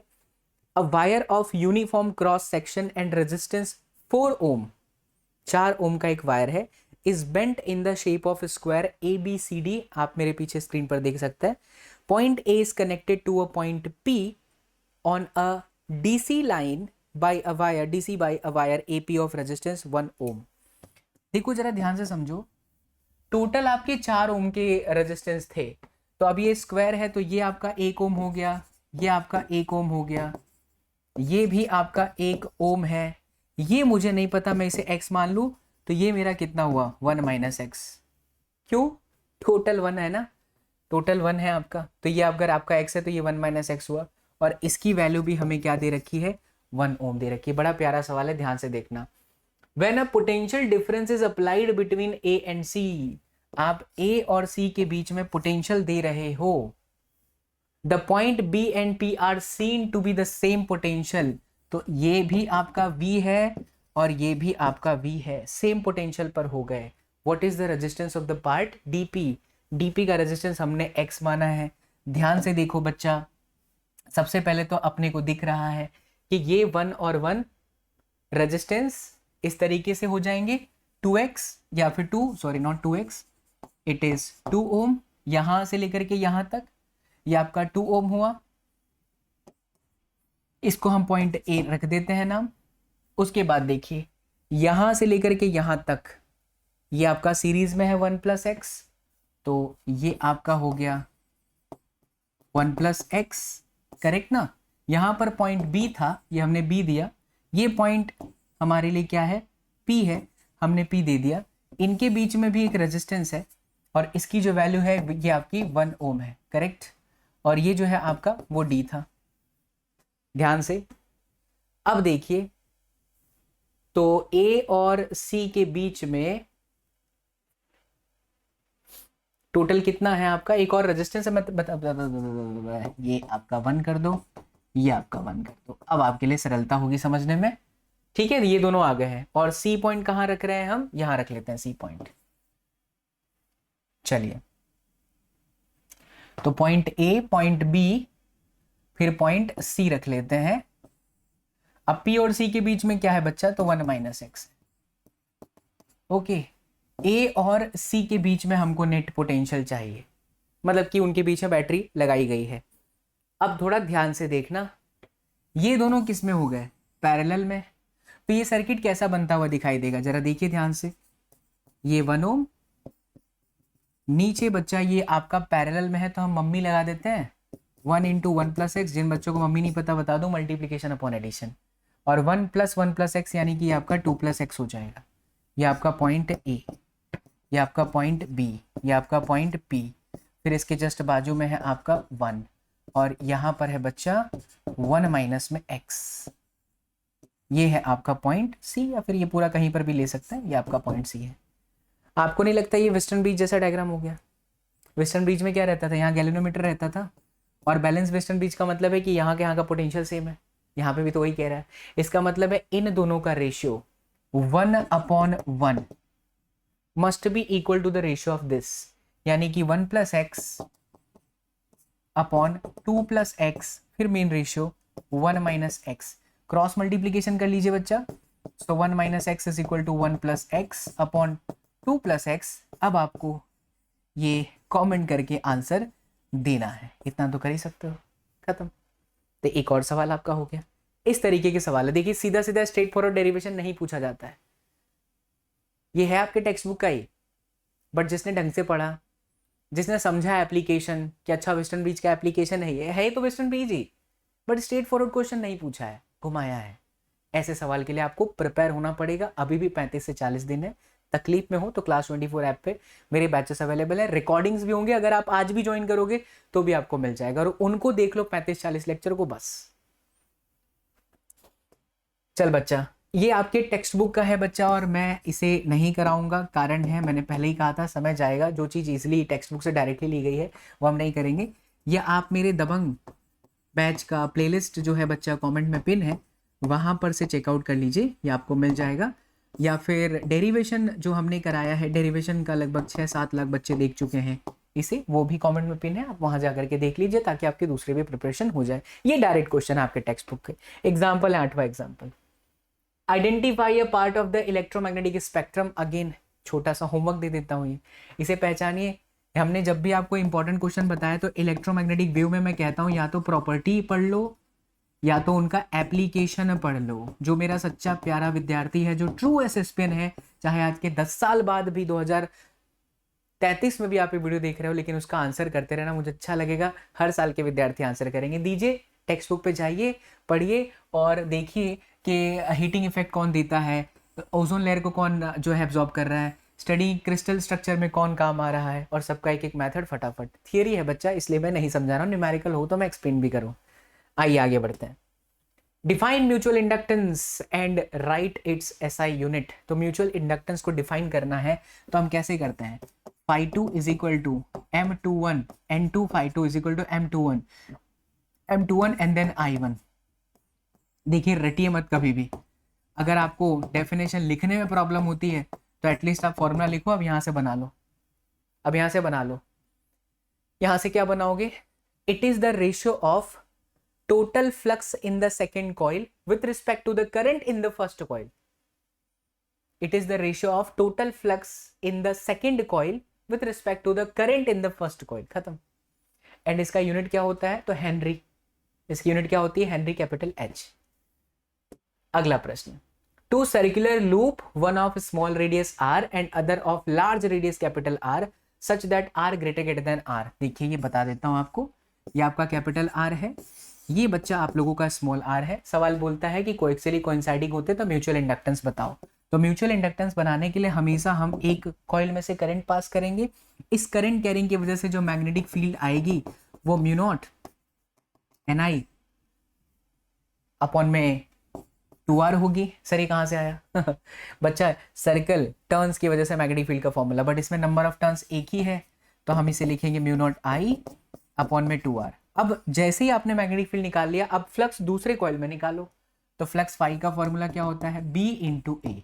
बी हमारे पास कितना है, म्यू नॉट I अपॉन में 2r, और एरिया कितना है, पाई r स्क्वायर इसका बच्चा। तो लीजिए आपका फाई निकल गया। बट म्यूचुअल इंडक्टेंस चाहिए तो I को नीचे लेके आ जाओ। क्यों, क्योंकि म्यूचुअल इंडक्टेंस का फॉर्मूला ही होता है एन फाई अपॉन में I। नंबर ऑफ टर्न्स तो है नहीं तो I को नीचे लेके आ जाओ। So phi upon I is equal to mu naught pi r square upon में 2r।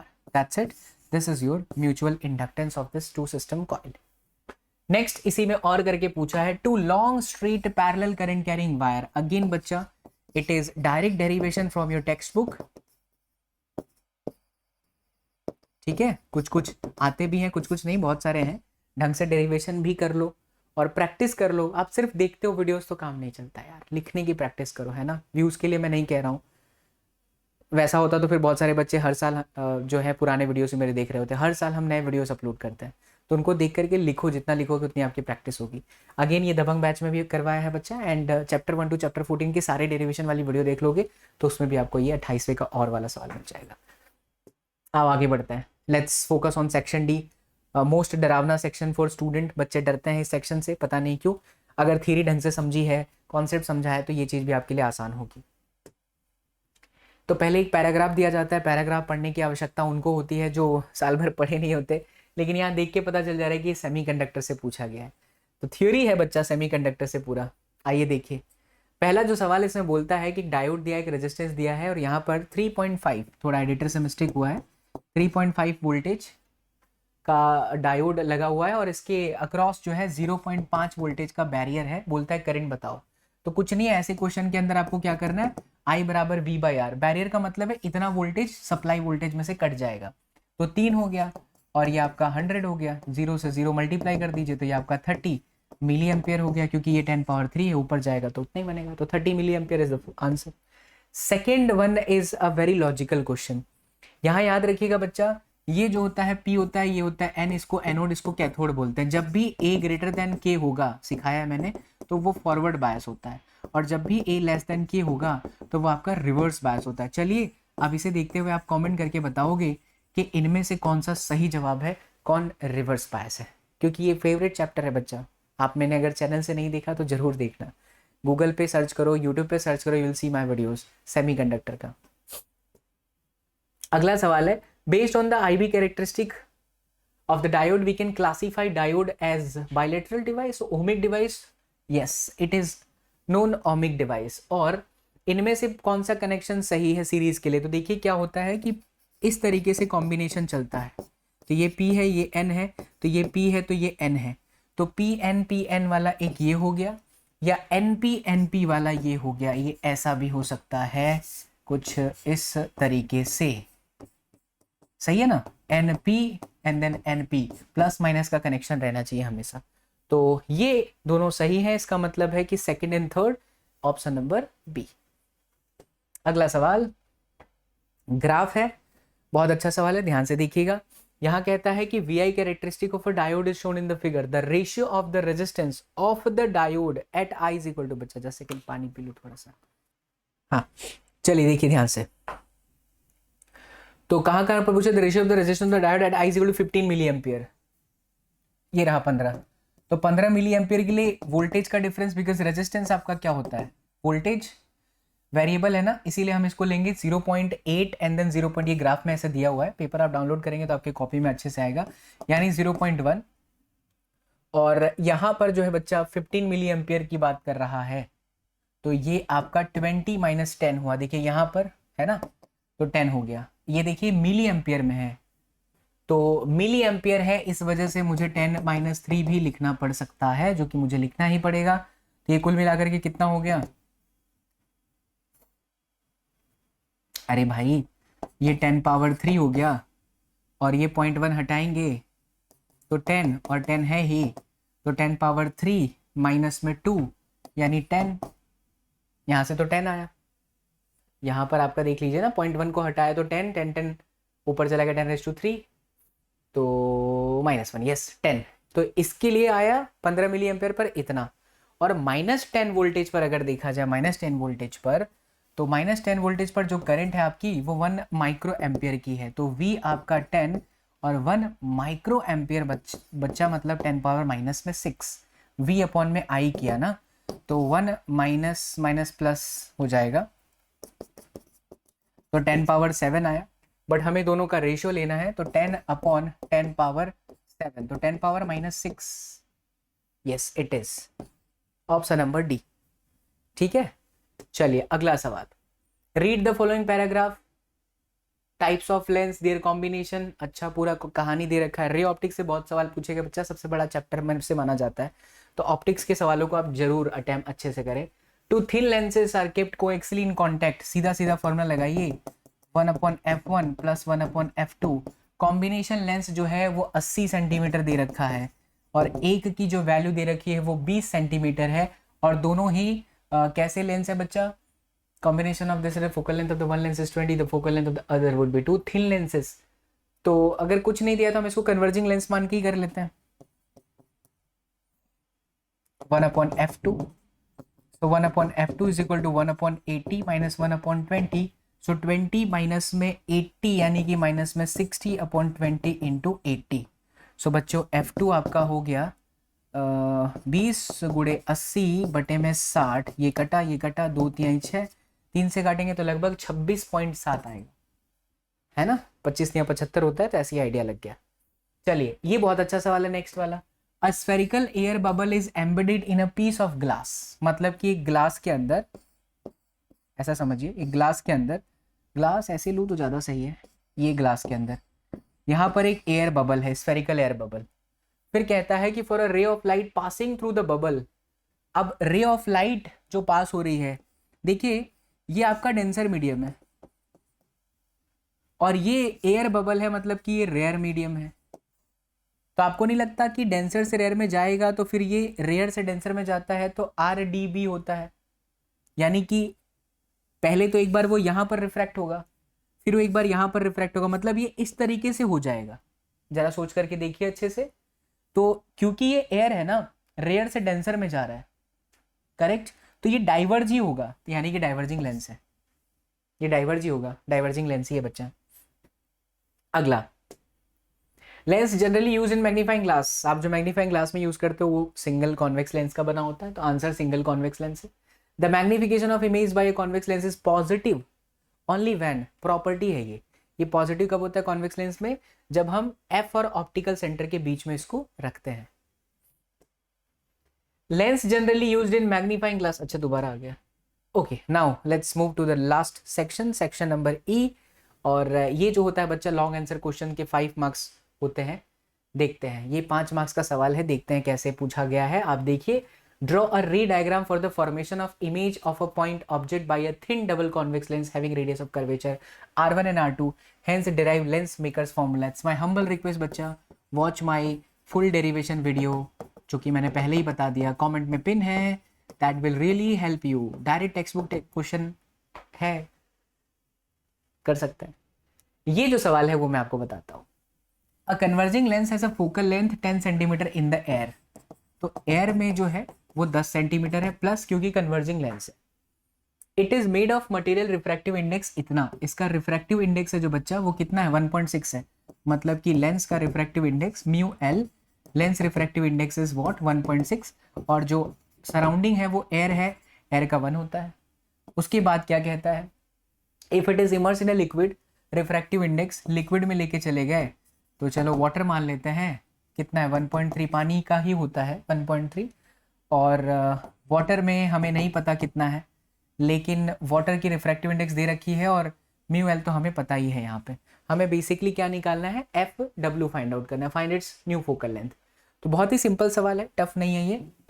1/f is equal to mu lens minus mu air upon mu air, bracket 1/r1 minus 1/r2, equation 1 लिखिएगा, यहाँ ए कर दीजिएगा, यहाँ लिखिएगा for air, मतलब जब तुम्हारा लेंस एयर में था तो ये इक्वेशन, और ये आपके एनसीईआरटी टेक्स्ट बुक का सवाल है, यस। और जब हम इसे वाटर में लेके जाएंगे, एग्जाम्पल का है बच्चा, तो 1/f(w) is equal to mu डब्ल्यू माइनस म्यू, सॉरी यहाँ लेंस ही रहेगा, कंफ्यूज ना हुए, देखिए ध्यान से। आप ऐसे रटोगे म्यू2 माइनस म्यू1 तो गलत होगा। म्यू2 क्या है, लेंस, और म्यू1 क्या है, सराउंडिंग, सराउंडिंग पहले एयर था, अब पानी है, तो लेंस तो वही है ना। तो mu W upon mu W, bracket 1/r1 minus 1/r2, equation number 2। Divide कर दीजिए दोनों इक्वेशन को, जैसे ही आप इन दोनों इक्वेशन को डिवाइड करेंगे, आपके पास म्यू एल है, म्यू ए है, म्यू एल है, म्यू डब्ल्यू है, एफ ए है, आप एफ डब्ल्यू निकाल सकते हैं, करेक्ट बच्चा। तो जरूर आप एफ डब्ल्यू निकाल करके कॉमेंट करिए, अच्छा लगेगा बच्चा। I am getting my true SSPN, जो सच्चा विद्यार्थी है वो इसका आंसर कॉमेंट करके देगा। आ जाओ आगे बढ़ते हैं। देखिए थियरी पूछा है वेव ऑप्टिक्स से, define a wave front. Wave front क्या होता है, it is a locus of all the point moving with the constant phase, right. तो इसे हम कहते हैं wave front. Why it is different from a रे, बिकॉज रे जो होता है वो स्ट्रेट चलता है, और जो वेव फ्रंट होता है वो डायरेक्शन को शो करता है। वेव फ्रंट के हर एक पॉइंट स्फेरिकल वेव फ्रंट की तरह बिहेव करते हैं, बट जो आपका रे होता है वो स्ट्रेट चलता है, इसीलिए ये डिफरेंट होता है, बिकॉज ये डायरेक्शन देता है। रे तो हमारा सीधा जाता है, लेकिन ये किस तरीके से वेव प्रोपिगेट होती है वो आपको एक्सप्लेन करता है। तो आप सिंपल लिख सकते हैं, direction of ray is always straight, but in the case of wave front it always give us the direction और propagation of the new shape of the wave. Using Huygens construction of secondary wave, draw a ray diagram using the passage of the plane wavefront from, again बच्चा it's a simple derivation, it's not a derivation, but जब आप मेरा वो देखेंगे video NCERT complete chapter 1 to chapter 14 derivation, then आपको पता चल जाएगा, उसके अंदर डायरेक्ट टेक्स्ट बुक का ही लिया गया है। तीसरा हम आपको बता देते हैं बच्चा, in a double slit experiment using a light of wavelength 600 nanometer, तो हमें वेवलेंथ दे रखा है लैम्डा, तो lambda is equal to 600 nanometer, and the angular width, देखो डायरेक्ट फॉर्मूला है, एंगुलर विथ थीटा, थीटा कितना दिया है, थीटा दिया है आपका 0.1 degree, 0.1 degree. Always remember degree को रेडियन में जरूर कन्वर्ट करें। कैसे? पाई अपॉन 180 रेडियन से, वरना गलत हो जाएगा, मार्क्स कट जाएंगे बच्चा। तो ये हमने इसको क्या कर दिया, रेडियन में कन्वर्ट कर दिया। अब आपको बोलता है कि find the spacing between the two slits. इसका फॉर्मूला होता है theta is equal to a upon lambda, right? Really sorry बच्चा, theta is equal to lambda by d है, तो लैम्डा अपॉन डी की जगह पर ए लिखा जाता है, तो हमें ए चाहिए, तो लैम्डा अपॉन में थीटा, करेक्ट। लैम्डा की जो वैल्यू है वो आपकी 600 नैनोमीटर 10 पावर माइनस में 9, एंड थीटा की जगह पर हम लिख लेंगे 0.1 पाई 3.14 एंड देन 180 यहाँ पर। तो ये आपका आंसर किस में आ जाएगा, रेडियन में नहीं, ये आपका सेंटीमीटर, मीटर, जिसमें भी लाना चाहें ला सकते हैं। दैट्स इट, ठीक है। एक और पूछा है, write two difference between the interference pattern and diffraction pattern. आपको पता होगा बच्चा, डिफ्रैक्शन पैटर्न का जो डायग्राम होता है कुछ इस तरह से होता है। इसमें मैक्सिमा और मिनिमा डिफरेंट होती है, इसमें सारे जो वेवलेट होते हैं वो एक साथ किसी पॉइंट पर मिलते हैं। इसका जो मैक्सिमा मिनिमा होता है किसके अंदर, इंटरफेरेंस के अंदर, वो सेम होता है, लेकिन इसका मैक्सिमा मिनिमा डिफरेंट होता है, राइट। तो ये आपकी टेक्स्ट बुक में भी है अगेन, और जो दबंग बैच से आप पढ़ेंगे तो ये सब आपको ईजिली पता चल जाएगा। आइए अगले पर चलते हैं। ये आपके एनसीईआरटी टेक्स्ट बुक का सवाल है, जिनको सीबीएसई 2024 के सैंपल पेपर में जगह दी गई है। मैं सिखाता हूँ, बहुत अच्छा प्रश्न है, ध्यान से देखिएगा बच्चा। यहाँ पर बोलता है सबसे पहले तो भाई हमें क्या निकालना है, derive an expression for the capacitance of parallel plate capacitor. ये अगेन डेरिवेशन बच्चा आप कर सकते हैं मेरे चैप्टर 1 to 14 डेरिवेशन से, कमेंट में पिन है। Obtain the equivalent capacitance of a network shown in this for a 300 supply, determine the charge on each capacitor. वाह, सबसे पहले इसका इक्विवेलेंट कैपेसिटेंस निकालने के लिए इन दोनों का ओवरऑल जो कैपेसिटेंस होगा, बिकॉज सीरीज में तो हम सी डैश मान लेते हैं, सीरीज में मम्मी लगाते हैं, तो 400 दोनों का मल्टीप्लाई किया, 1 2 3 4 1 2 3 4 अपॉन में 200 प्लस 200, यानी आपका हो गया 400। 0 0 कट गया बच्चा, इधर वाले जीरोस काटेंगे, तो आपका कितना आया 100 पिको फेराड। तो सी डैश आपका 100 पिको फेराड है, मतलब इसको एक बार रीड्रॉ कर लीजिए। तो ये आपका C1 है, नीचे आपका आंसर C डैश आया, ऑल राइट। और यहाँ पर आपके पास में एक C4 भी है, और इधर आपकी बैटरी है बच्चा 300 वोल्ट की battery. Now please pay attention, आप देख सकते हैं कि ये दोनों पैरेलल है, तो इसका जो आंसर है ऊपर वाला 100 नीचे वाला 100, तो ये आपका 200 हो गया, इसे हम C डबल डैश नाम दे देंगे, 200 pico farad. And finally it is like C double dash C4 and then it is connected with 300 volt, right? Both are in series, यानी कि फाइनल जो मेरा आंसर होगा C इक्विवेलेंट, वो दोनों का मल्टीप्लीकेशन है, यानी 200 into 100। C4 कितना है, C4 100 है, और C डबल डैश कितना है, C डबल डैश कितना है 200। ओके, सो 200 into 100। ऐसा क्यों कर रहा हूं बच्चा मैं, ये दोनों पैरेलल थे तो इसका आंसर डायरेक्ट प्लस कर दिया 200, लेकिन 200 के साथ C डबल डैश के साथ ये आपका सीरीज में है, तो मल्टीप्लीकेशन अपॉन में एडिशन आएगा, तो एडिशन ना आपका हो गया 300, ये कट गया बच्चा, सो 200 अपॉन में 3 pico farad is the equivalent capacitance. इसके बाद की प्रोसेस बहुत इंटरेस्टिंग है, how to find charge on each capacitor. To find that सबसे पहले हम कितना इस बैटरी ने सप्लाई किया है हम वो निकालते हैं, supply charge C equivalent into V।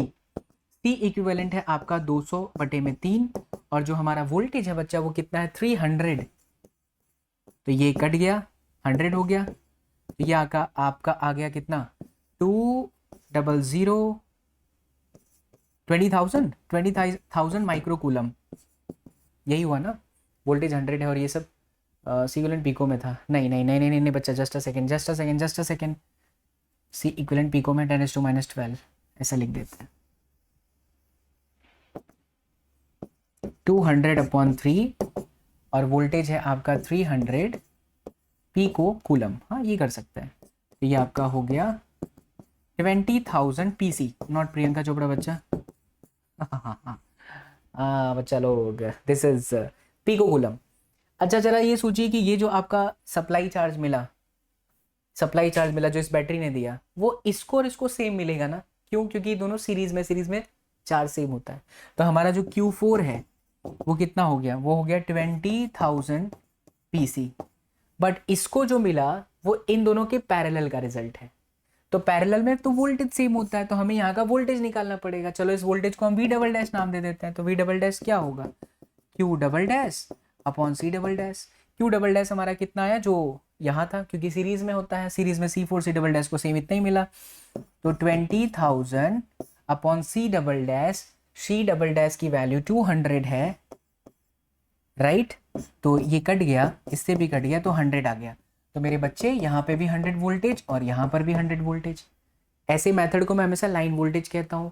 ये 100 को इसके साथ मल्टीप्लाई कर दो तो आपको मिल जाएगा Q1, बिकॉज Q1 बराबर CV, और इसको इसके साथ मल्टीप्लाई कर दो तो Q डैश मिल जाएगा। अगेन जो Q डैश होगा इसको मल्टीप्लाई करने पर वो इन दोनों का सेम आंसर होगा, because both are in series combination.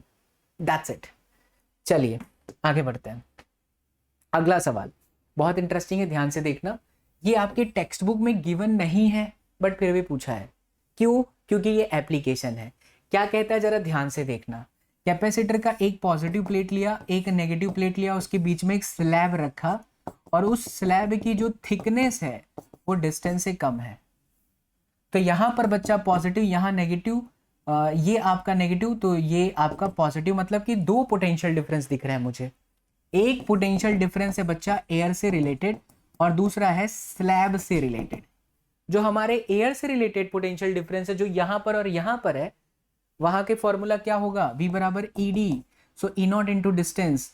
आपको नहीं लगता डिस्टेंस D माइनस टी होना चाहिए, क्योंकि थिकनेस तो जगह ले ली है ना, तो हवा कितने जगह पर है, D माइनस टी में है, तो D माइनस टी हुआ। ओके, प्लस ये आपका हो जाएगा E which is E not upon capital K। क्यों क्यों क्यों? क्योंकि इस मीडियम के अंदर electric field K times decrease हो जाता है और फिर थिकनेस उसकी कितनी है, इतनी दी है। कॉमन ले लीजिए यहाँ से बच्चा, तो E नॉट अपॉन K आपका कॉमन हो गया, D minus t plus t upon K।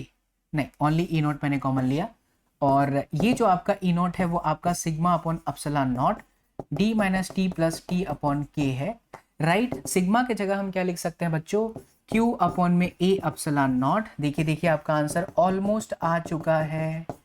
ये Q की जगह पर हम क्या लिख सकते हैं, CV, V से V कट जाएगा, तो फाइनल आंसर C बराबर A epsilon naught upon D minus t plus t upon में K। ये आपका आंसर ऑफ कैपेसिटेंस हो गया डेरिवेशन। इसको देखिए ध्यान से, अब इसको आपको करना है, मैं थोड़ा सा स्टेप देके आपको छोड़ रहा हूं, ठीक है। A capacitor of capacity C1 is charged to a potential of V naught। मतलब कि इसको पहले हमने चार्ज किया तो इस पे चार्ज आ गया C1 V naught। On disconnecting with the battery, इसको बैटरी से हटा दो, it is connected with a uncharged capacitor। अब आपने इसको अनचार्ज कैपेसिटर C2 के साथ कनेक्ट कर दिया, बराबर, जो कि सेम नहीं है, ये वैल्यू अलग है, ये वैल्यू अलग है। As shown in the adjoining figure, find the ratio of energies before and after the connection of switch। तो जब इसके साथ कनेक्ट नहीं था तो जो इनिशियल एनर्जी थी वो आपकी तो हाफ CV स्क्वायर के हिसाब से C1 कैपेसिटेंस है, V नॉट का स्क्वायर है। लेकिन फाइनली जो बच्चा हमारा ये दोनों ही कैपेसिटर ऐड हुए, सो 1/2 C1 plus C2 into V का स्क्वायर। सर ये V कौन सा है? क्योंकि ये दोनों कैपेसिटर जब स्विच क्लोज होगा तो ये दोनों कैपेसिटर आ जाएंगे एक कॉमन पोटेंशियल पर, और कॉमन पोटेंशियल निकालने का फॉर्मूला बच्चा याद रखिएगा, C1 V1 plus C2 V2 upon C1 plus C2 होता है, जहां V2 शुरू में कुछ था ही नहीं क्योंकि एक ही कैपेसिटर था, तो C1 V not upon C1 plus C2 होता है।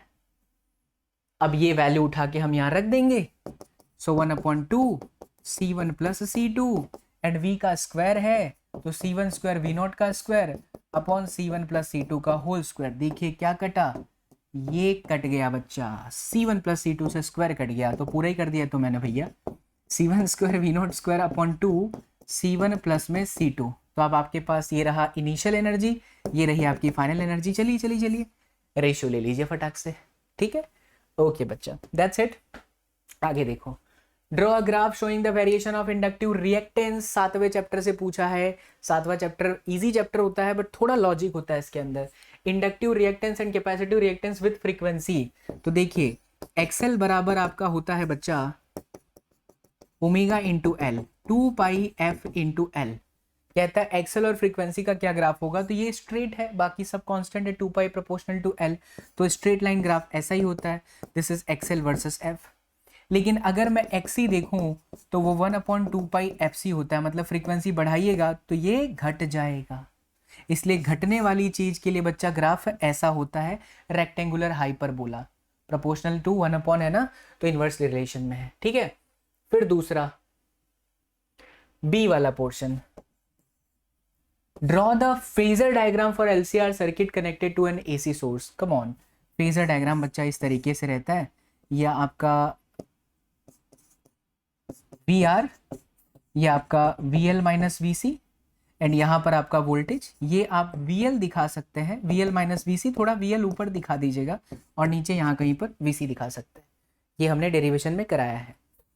आगे सी सवाल बड़ा ही प्यारा सवाल है, देखो ध्यान से। सी में कहता है when an alternating voltage of 220 voltage, यानी VRMS 220 voltage is applied across a device X, a current of 0.25, अगर मैं इसे किसी X डिवाइस के साथ करंट करता हूं तो मेरा करंट जो होता है वो लैग हो जाता है। करंट किस में लैग होता है बच्चा? जैसे वोल्टेज लीड करता है, वोल्टेज लीड किस में करता है, सिखाया था IPL, इंडक्टर में पोटेंशियल लीड करता है, तो बस ये इंडक्टर ही तो है, तो ये आपका एक इंडक्टर है। समझ में आया? और according to this formula VRMS is equal to IRMS into XL, I can find the value of XL which is 220 upon 0.25, एक वैल्यू आ जाएगी, निकाल लो। आगे पढ़िए, कहता है कि if the same voltage, यही वाला voltage applied across another device Y, same current, यही वाला current, but now it is in phase with the applied voltage, तो वोल्टेज करंट के साथ फेज में कब रहता है? जब डिवाइस रजिस्टर होती है। इसका मतलब है X जो है तुम्हारा इंडक्टर है और Y तुम्हारे लिए क्या है? रजिस्टर है, तो तुम R निकाल लो, यही होगा जो तुम्हारे XL की वैल्यू हो। खत्म हो गया, पहले का तो आंसर आ गया, name the device, one is inductor and other is resistor. Calculate the current flowing in the circuit when the same voltage is applied across the series combination. Very easy, तो IRMS is equal to VRMS upon में Z होगा बच्चा R² plus XL का square, यहाँ जो value आएगा root में, और VRMS आपका 230 है। खत्म। चलिए आगे बढ़ता है। A series LCR circuit is connected to an AC source using the phasor diagram, derive the expression। बच्चा हमने और वाले सवाल भी करवाए हैं, सब करवाया है, तो ये और वाले सवाल है, तो ये डायरेक्ट डेरिवेशन है। You can watch my chapter 1 to chapter 14, comment में पिन है, वो वीडियो आप देख सकते हैं। Plot a graph to show the variation current with frequency of the AC source explaining the nature of its variation. ये आपके टेक्स्ट बुक का ग्राफ, IRMS वर्सेस ओमेगा का ग्राफ, याद है ना, इस तरीके से रहता है। ये आपका ω1, जब मैंने डेरिवेशन कराया है सारे सीरीज में, तो ये बार बार आपको कराया है। यहाँ आपका IRMS मैक्सिमम अपॉन √2 दिखाना है, और ये जो है बच्चा, ये आपके लिए क्या है? Resonant frequency. ठीक है, चलो खत्म, फाइनली दैट्स इट बच्चा। सो ये वीडियो आपको दिख रही है लगभग 1.5 घंटे की, but recording really takes a lot of time. ये आप ही के लोगों के लिए बनाया बच्चा, ताकि आपकी एग्जाम बहुत ही स्मूथली फंक्शन हो जाए और आप बहुत अच्छे से प्रिपरेशन करें। एक बार फिर से कहूँगा, सिर्फ थियरी मत पढ़ो, क्वेश्चन की प्रैक्टिस करते रहो। और आपके सारे परेशानियों को दूर करने के लिए हमने हमारे एप्लीकेशन पर सैम्पल पेपर भी अवेलेबल कराया है। 10 सैम्पल पेपर है। आप अगर बैचेस नहीं ज्वाइन कर पा रहे हो तो सैम्पल पेपर ही परचेज करके करते रहना बेटा, लेकिन क्वेश्चन प्रैक्टिस जरूर करो। सेल्फ स्टडी कर रहे हो तो वीडियो लेक्चर्स देखा, chapter 1 to 14, then previous year के क्वेश्चंस, और इस तरीके के सैम्पल पेपर करने से आपको आइडियाज आएंगे कि कैसे सवाल पूछ सकता है CBSE। बहुत बहुत शुक्रिया बच्चा, thank you so much. And अगर ऐप डाउनलोड नहीं किए हो तो क्लास 24 ऐप जरूर डाउनलोड करिएगा। इस नंबर पर संपर्क साध के मेरी कोई भी बैचेस लेटेस्ट, चाहे JEE की हो, नीट की हो, जब आपको मुझसे पढ़ना है, प्राइवेटली पढ़ना है, पर्सनलाइज बैच में पढ़ना है, तो आप इस नंबर पर संपर्क साध सकते हैं। थैंक यू सो मच बच्चा, love you all, take care, bye, see you all in the next class, till then do whatever you want to do man, but don't trouble you bomb. जय हिंद।